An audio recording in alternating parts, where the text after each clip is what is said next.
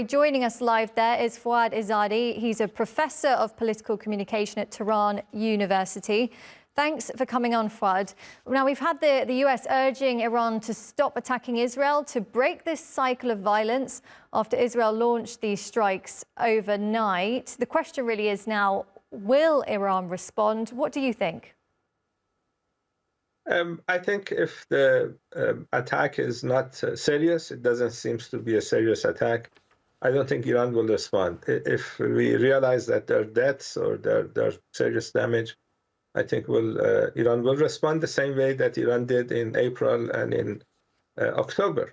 And please remember that Iran first attacked Israel after an Iranian embassy was attacked in Damascus. So the reason for Iran's first attack was responding to Israeli attack. The reason for Iran's second attack was because Israelis killed Ismail Haniyeh in Tehran.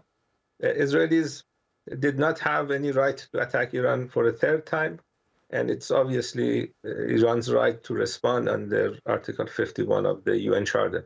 Whether Iran will do that, use that opportunity to respond to Israelis, we just have to wait and see. Okay, and this was potentially a smaller response than expected from Israel. Do you think this is what Iranian officials were expecting, that they would strike just the military bases? What Iranian officials know is that the other side is a genocidal regime that has been killing civilians, women and children for the last years, both in Palestine and in Lebanon.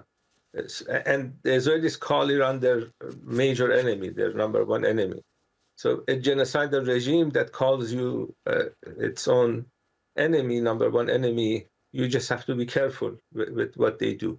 But given the fact that Iran's military capabilities are extensive, and given the fact that Iran is willing to use these capabilities, I think is resulting in Israelis thinking twice before attacking Iran again. And I think the reason Israeli attack was limited is not because they have any ethical standards. We know they don't. It's because they're afraid of the type of response that Iran will have. And Foad, in terms of things today in Tehran, do you think things will be carrying on as normal? Are you expecting some sort of press conference from Iranian officials, perhaps? There was an official statement that I think your reporter covered. Like Turkey, Iran is a Muslim country, so Fridays are closed. The weekly holiday is Friday. Saturday is the first day of the week. My children just went to school. I have a 10 a.m. class this morning at University of Tehran, and things are quite normal. So there's a culture of resistance in Iran, and when they compare what's going on in Gaza and in Lebanon, they realize that making sacrifice to stand to a bully in this part of the world is the least they can do. And we know that these strikes, these 3 rounds that happened overnight, targeted military bases. Do we have any more sort of details about what was damaged and whether this will have any sort of impact on Iran's military capabilities? I don't think it will have any impact on Iran's military capabilities because Iran's military capabilities are quite extensive.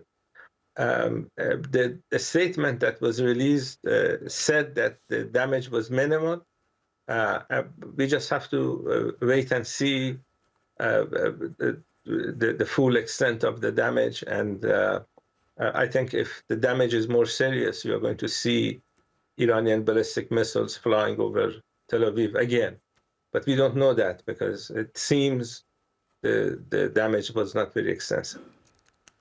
And Foad, we've got ceasefire talks scheduled. What do you think, what sort of impacts will this latest escalation from Israel have on any sort of future negotiations there?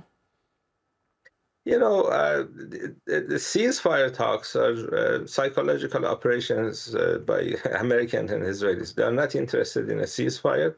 They talk about ceasefire. We have the American elections in 10 days. The American officials in the Biden administration have a domestic audience to talk to. They talk about trying to orchestrate a ceasefire.